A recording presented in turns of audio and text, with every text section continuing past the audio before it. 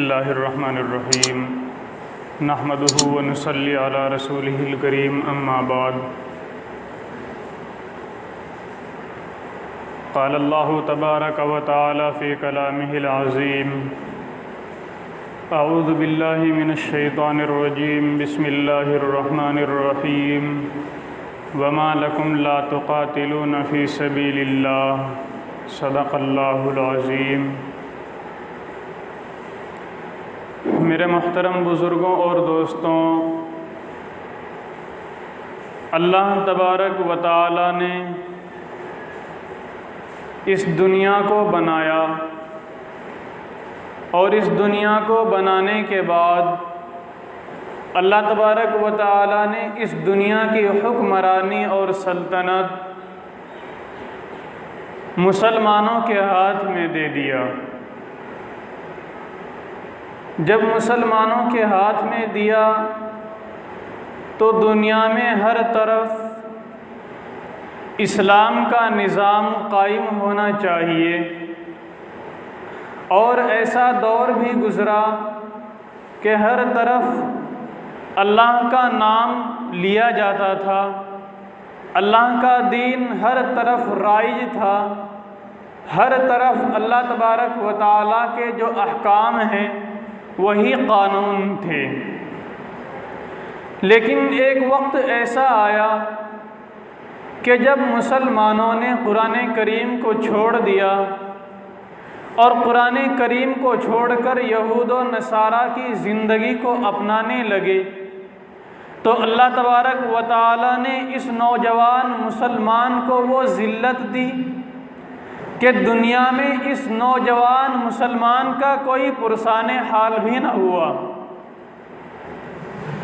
اور جس وقت مسلمانوں نے قرآن کریم کو اپنے دامن سے لگایا تو اس وقت دنیا حیران تھی کہ اسلام کو اپنانے سے پہلے، عمر رضی اللہ عنہ کا لقب پانے سے پہلے، عمر صرف خطاب کا بیٹا عمر تھا، لیکن جس وقت اسلام کے دامن میں آئے اور قرآن کریم کو اپنے دامن سے لگایا تو دنیا نے دیکھا کہ وہ عمر جو صرف خطاب کا بیٹا تھا، قرآن کریم کو اپنانے کے بعد اسی عمر کو خطاب ملتا ہے فاروق اعظم رضی اللہ عنہ کا۔ عثمان اسلام کو اپنانے سے قبل صرف عثمان تھے، لیکن جب قرآن کریم کو اپنے دامن میں بسایا تو یہی عثمان غنی اور ذو النورین بن گئے۔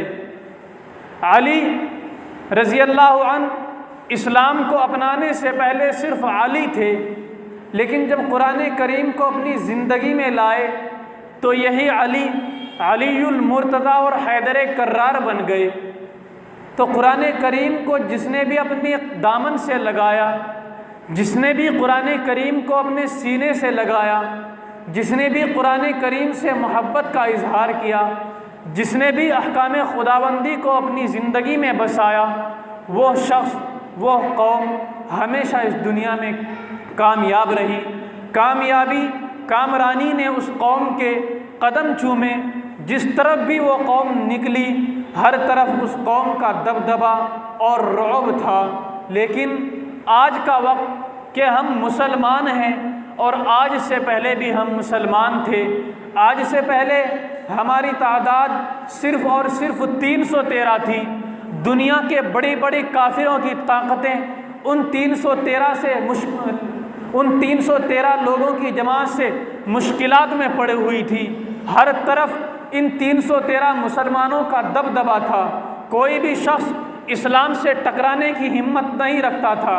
لیکن آج جب ہم کروڑوں کی تعداد میں ہیں، ہر طرف مسلمان اکثریت میں موجود ہیں، ایسے بہت کم ممالک موجود ہیں جہاں پر مسلمان اکثریت میں موجود نہ ہو، لیکن ان تمام ممالک میں مسلمانوں کی اتنی کمتر حالت ہو چکی کہ کہیں پر ان مسلمانوں کی سنوائی بھی نہیں ہے۔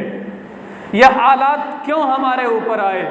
کیوں ہمارے اوپر یہ مشکلات کا پہاڑ ٹوٹا؟ کیوں ہم ان زنجیروں میں جکڑے گئے؟ کیا ہم نے کبھی ان باتوں پر غور کیا؟ اگر ہم غور کرتے تو ہمیں صاف نظر آتا کہ قرآن کریم نے بار بار اعلان کیا کہ اے لوگوں، تم قرآن کریم کو اپنی زندگی میں اپنا لو۔ ایک وقت آئے گا کہ تم 313 کی تعداد میں ہوتے ہوئے بھی پوری دنیا پر راج کرو گے، ہر شخص تمہاری حکمرانی کو مسلم کرے گا، ہر طرف تمہارا غلبہ ہوگا، ہر طرف اسلام کے نام لیوا پیدا ہوں گے۔ لیکن اے لوگوں، جب تم اس قرآن کو دامن سے نکال دو گے، اس قرآن کریم کو زندگی سے الگ کر دو گے، اس قرآن کریم کو صرف طاقوں میں سجاؤ گے، تو اس وقت تمہاری حالت انتہائی کمزور ہو جائے گی۔ دنیا کی بڑی بڑی قومیں اور چھوٹے سے چھوٹا شخص تمہارے اوپر اپنا راج کرے گا۔ اور ایسا ہوا کہ جب تاتاریوں کا فتنہ آیا تو اس وقت مسلمان بڑی تعداد میں تھے، لیکن ان مسلمانوں نے قرآن کریم کو اپنی زندگی سے برطرف کر دیا اور صاف اعلان کر دیا کہ ہمارا قرآن سے کوئی تعلق نہیں۔ تو اس وقت اللہ تبارک و تعالیٰ نے ان مسلمانوں کے اوپر تاتاریوں کا فتنہ بھیجا، اور ان تاتاریوں نے مسلمانوں کو اس قدر قتل کیا کہ ہر طرف مسلمانوں کی لاشیں بچھی ہوئی نظر آ رہی تھی، اور حالت یہاں تک پہنچ چکی تھی مسلمانوں کی کہ دوسروں کا رعب اتنا خطرناک دلوں پر بیٹھ چکا تھا کہ اگر کوئی مسلمان سفر کرتا ہوا جا رہا ہے تو راستے میں ایک عورت جو تاتاری قوم سے ہوتی، وہ راستے میں چلتی عورت پوچھتی، اے شخص کیا تو مسلمان ہے؟ وہ شخص کہتا کہ ہاں میں مسلمان ہوں، انکار کرنے کی ہمت نہیں ہوتی تھی۔ وہ شخص کہتا کہ ہاں میں مسلمان ہوں۔ وہ عورت خالی ہاتھ ہوتی تھی، کہتی تھی اے مسلمان اسی جگہ پر کھڑا رہ، میں گھر جا کر آ رہی ہوں، گھر سے ہتھیار اٹھا کر لا رہی ہوں، تجھے ابھی مٹا دوں گی اس دنیا سے۔ وہ عورت گھر جاتی، ہتھیار لے کر آتی اور اس شخص کی گردن کو اتار کر ایک طرف کر دیتی۔ لیکن انہی لوگوں نے جب قرآن کریم کو اپنایا کہ پھر اسلام کا وہ راج قائم ہوا کہ دنیا حیران تھی۔ ایک شخص اٹھا اور وہ شخص عالم تھا، حافظ تھا، قاری تھا، اس نے اعلان کیا اے لوگوں، اللہ تبارک و تعالیٰ نے تمہیں قرآن کریم دیا، اس قرآن کو اپنی زندگی میں اپنا لو، تم زندگی میں آج بھی بادشاہ بن جاؤ گے، اس دنیا کے اوپر آج بھی تمہاری حکومت ہوگی، ہر طرف تمہاری سلطنت ہوگی، لیکن اگر تم نے اس قرآن کو زندگی سے نکال دیا تو تمہاری پوری دنیا کے اندر کوئی سنوائی نہیں ہوگی۔ آج مسلمانوں کی حالت اتنی ذلیل ہو گئی کہ کہیں پر بھی کوئی مسلمانوں کا پرسان حال نہیں۔ اس کی وجہ صرف یہی ہے کہ مسلمانوں نے قرآن کو زندگی سے ایک طرف نکال کر ایک طرف ڈال دیا کہ ہماری بہن راستے میں چلتی ہوئی بے عزت ہو رہی ہے، اور مسلمان نوجوان خود کھڑا ہوا اس مسلم لڑکی کے اوپر سیٹیاں بجا رہا ہے۔ ایک گھر کے اندر اگر دو مسلمان بھائی ہوں اور نوجوان ہوں تو اس گھر کی بیٹی کو کوئی نظر اٹھا کر نہیں دیکھ سکتا۔ آج اس مسلمانوں کی 1 کروڑ سے زیادہ آبادی ہے، پوری دنیا میں مسلمانوں کی 1 کروڑ سے زیادہ آبادی ہے۔ اس آبادی میں اتنے زیادہ مسلمان ہونے کے باوجود پھر بھی ہماری بہنیں، پھر بھی ہماری مائیں بے عزت ہو رہی ہیں، بے آبرو کی جا رہی ہیں، راستے میں چلی جا رہی ہیں، وہاں پر ہماری بہنوں کے نقاب اتار دیے جاتے ہیں۔ مسلمانوں، کہاں گئی ہماری غیرت؟ کہاں گئی ہماری تحفظ بنات؟ ہم اپنی بہنوں کی عزت کیوں نہ کر پائے؟ کیوں ہم نے اپنی بہنوں کو بے عزت کر دیا؟ کیوں ہماری بہنیں دوسروں کے سامنے اپنی عزت لٹانے پر مجبور ہو گئی؟ کیا ہم اتنے کمزور ہو گئے کہ ہم اپنی ایک بہن کی حفاظت نہ کر سکے؟ ایک وقت آیا کہ ایک عورت نے آواز لگائی کہ اے فلاں بادشاہ، مجھے فلاں حکومت پریشان کر رہی ہے، مجھے اس حکومت سے اپنی جان کا، اپنی آبرو کا، اپنی عزت کا خطرہ ہے، میری مدد کر۔ وہ شخص بے انتہا دور تھا، وہیں سے اس شخص نے اعلان کر دیا کہ اے میری سلطنت کے فوجیوں، فلاں عورت نے مجھے آواز لگائی اور اس ناطے آواز لگائی کہ وہ ایک مسلمان لڑکی ہے، اس نے اپنی عزت کا دعویٰ کیا کہ مجھے فلاں شخص سے اپنی عزت کے بے آبرو ہونے کا خطرہ ہے، میری عزت کو محفوظ کر۔ اس شخص نے اپنی فوج کو تیار کیا اور اس عورت کی مدد کے لیے فوج بھیجی، باعزت اس عورت کو اس بادشاہ کے چنگل سے بری کیا، اور وہ عورت بھی کتنی خوش ہوتی ہوئی ہوگی کہ آج بھی اس دنیا کے اندر ایسا بادشاہ موجود ہے کہ جس نے ایک عورت کی آواز پر لبیک کہا، اپنی کرسی سے اتر کر میری مدد کے لیے کھڑا ہو گیا۔ لیکن ہم مسلمان ہیں کہ ہم خود چوراہوں پر کھڑے ہو کر، بازاروں میں کھڑے ہو کر، اپنے گھروں کی چہار دیواریوں پر چڑھ کر اپنی بہنوں کو، اپنی ماؤں کی جانب غلط نگاہ اٹھاتے ہیں، اپنی بہنوں کی جانب سیٹیاں بجاتے ہیں اور ان کو خود بے عزتی کر رہے ہیں، اور اپنی آنکھوں سے ہم دیکھ رہے ہیں کہ ہماری بہنیں، ہماری مائیں بے عزت ہو رہی ہیں، بے ذلیل کیا جا رہا ہے، لیکن مسلمانوں کے دلوں پر کوئی جوں نہیں رینگتی ہے۔ ہمیں کسی طرف سے آواز نہیں آ رہی ہے کہ ہماری بہنوں کے اوپر کس قدر ظلم کیا جا رہا ہے، ہم خود ظلم میں کتنے ملوث ہیں اس کا اندازہ تو درکنار کہ ہم سوچتے بھی نہیں ہیں کہ ہم نے کتنے گناہ کیے ہیں۔ نہ ہمیں کبھی اپنی اصلاح کی فکر ہوئی، نہ کبھی ہم نے کسی بزرگ سے تعلق بنایا، نہ ہم نے کبھی کسی بزرگ، کسی عالم کے پاس جا کر اپنی شکایت کی کہ اے اللہ والے شخص، میرے دل میں زنا کے خیالات آتے ہیں، اے بزرگ میرے دل میں چوری کے خیالات آتے ہیں، لہذا آپ میری اصلاح فرما دیجئے۔ ہم نے شیشے کے سامنے کھڑے ہو کر اپنے آپ کو دیکھا اور دیکھ کر ہم بڑے خوش ہوئے کہ واہ میرا چہرہ، میں نے اپنے چہرے پر یہودیوں کی لعنت، یہودیوں کے طریقے کو تو اپنایا، لیکن میں نے محمد عربی کی سنت کو اپنے چہرے پر نہیں جمنے دیا۔ بڑی خوشی سے ہم نے نائی کے پاس بیٹھ کر اپنی اس محمد عربی کی سنت کو اس طرح سے کٹوا دیا۔ کیا مسلمانوں کبھی تم نے سوچا کہ میرے نبی نے ارشاد فرمایا سبحان من زین الرجال باللحا، کہ وہ میرا اللہ پاک ہے وہ ذات جس نے مردوں کو داڑھی سے زینت بخشی، اور ہم نے اس داڑھی کو کٹوا کر یہود نصارہ کے طریقے کو اپنا کر ہم سوچ رہے ہیں کہ آج ہم بڑے حسین نظر آ رہے ہیں۔ مسلمانوں، آج بھی وقت ہے، آج بھی قرآن وہی ہے، آج بھی مسلمان وہی ہے، آج بھی اللہ وہی ہے۔ مسلمانوں، خود اللہ کی طرف دوڑ کر جاؤ گے، زندگی میں قرآن کو اپناؤ گے، آج بھی وہی سلطنت ملے گی، آج بھی وہی رعب قائم ہو جائے گا۔ شرط یہ ہے کہ قرآن کریم کو زندگی سے اپنانا ہوگا۔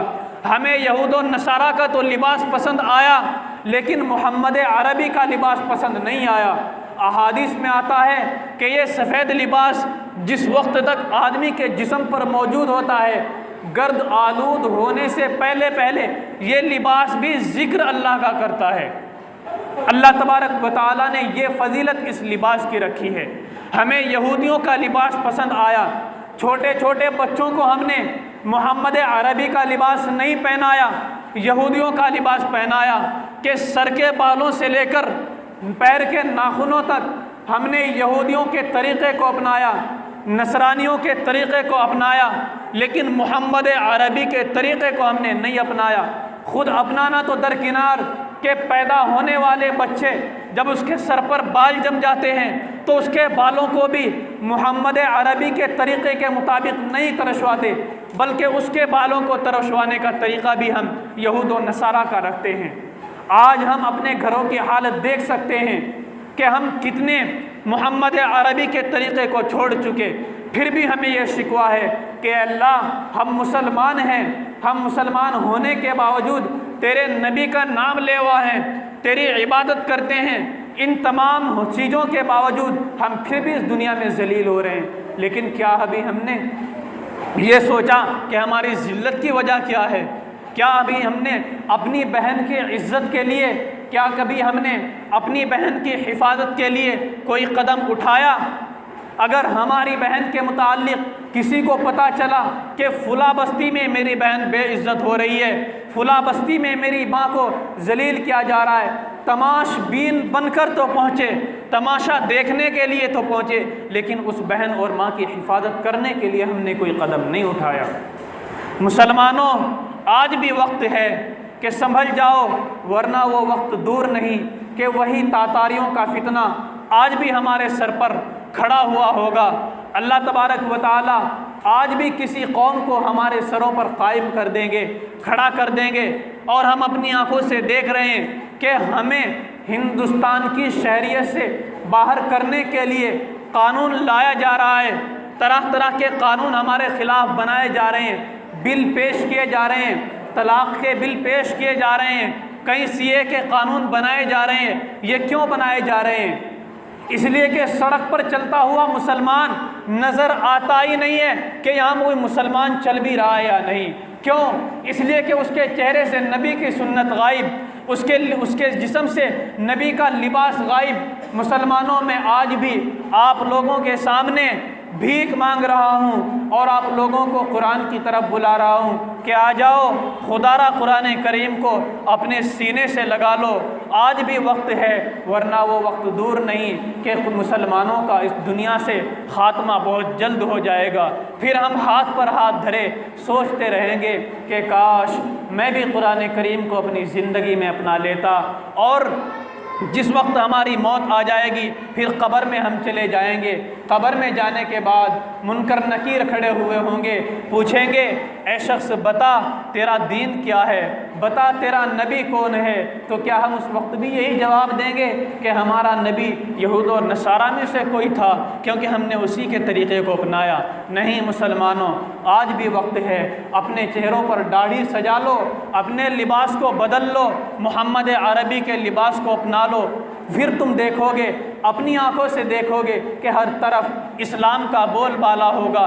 کسی بھی ظالم کی، کسی بھی حکمران ظالم کی یہ ہمت نہیں ہوگی کہ وہ کسی مسلمان کو، بڑے سے بڑے کو یا چھوٹے سے چھوٹے مسلمان کو پریشان کرے۔